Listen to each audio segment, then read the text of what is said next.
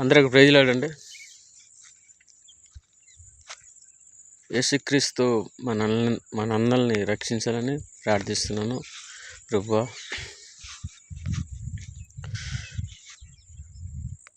ఈరోజు చిన్న విషయం.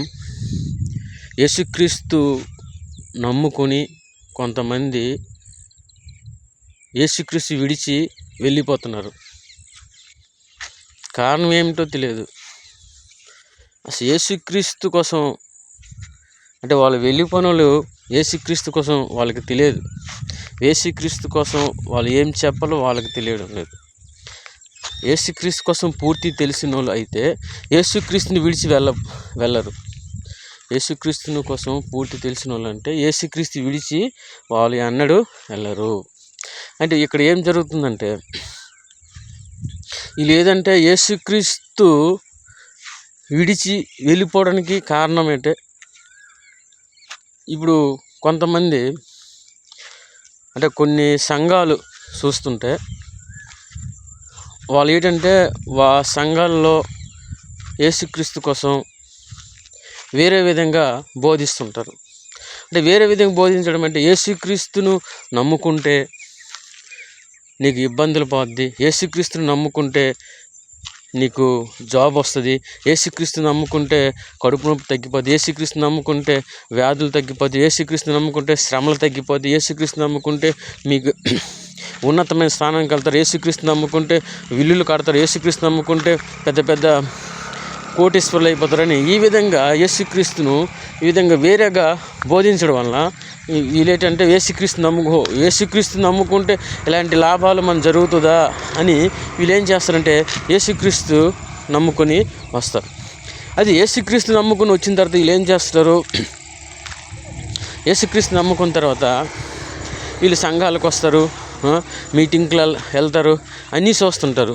కానీ యేసుక్రీస్తు నమ్ముకున్న తర్వాత వీళ్ళని వీళ్ళు అనుకుంది ఏమి జరగకపోతే వీళ్ళు ఏంటంటే యేసుక్రీస్తుని విడిచి వెళ్ళిపోతారు.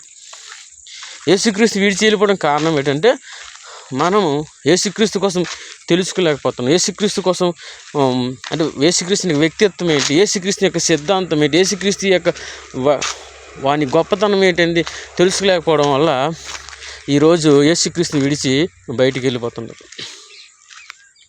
యేసుక్రీస్తు ఒక మతం కాదండి. యేసుక్రీస్తు అనే వ్యక్తి ఒక మతం కాదు. యేసుక్రీస్తు అనే వ్యక్తి మతం కోసం చనిపోలేదు.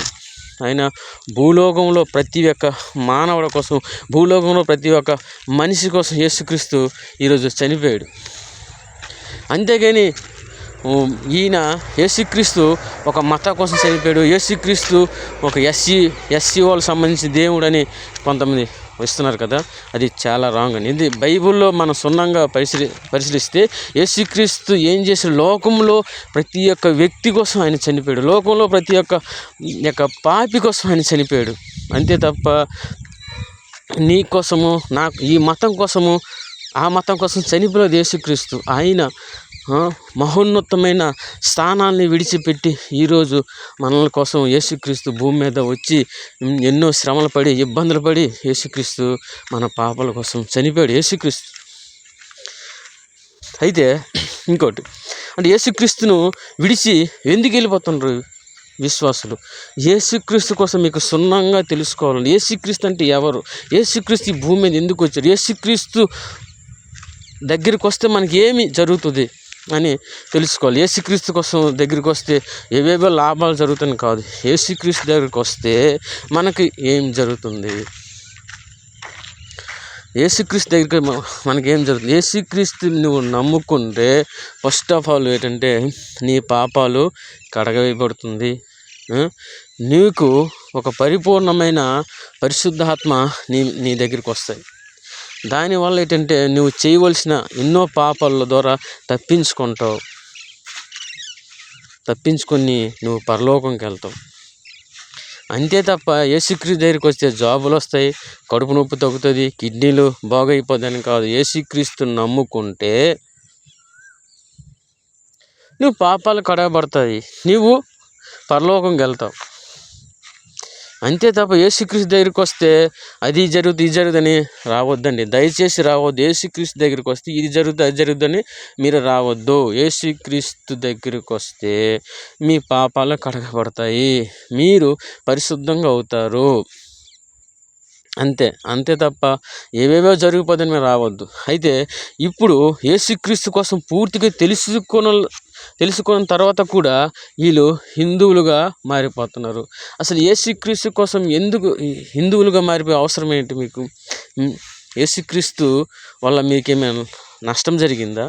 యేసుక్రీస్తు మిమ్మల్ని ఏమైనా ఇబ్బంది పెట్టారా? యేసుక్రీస్తు అంటే ఎవరు?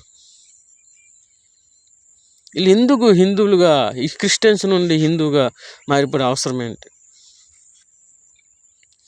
అసలు యేసుక్రీస్తు కోసం పూర్తిగా తెలుసుకోవాలి. ఏదైనా సరే యేసుక్రీస్తు ఒక పని చేయాలంటే మనం పూర్తిగా క్షుణ్ణంగా తెలుసుకున్న తర్వాత అందులో రావాలి. యేసుక్రీస్తు కోసం తెలుసుకోకుండా మీరు ఏదో వచ్చి ఇది మీ మతం బాగోలేదు, ఆ మతం బాగోలేదు అని అనకూడదు. అది రాంగ్. అది ఈ విషయం కోసం తర్వాత మాట్లాడుతున్నాం. అందరికీ వందనాలు. ఆమేన్.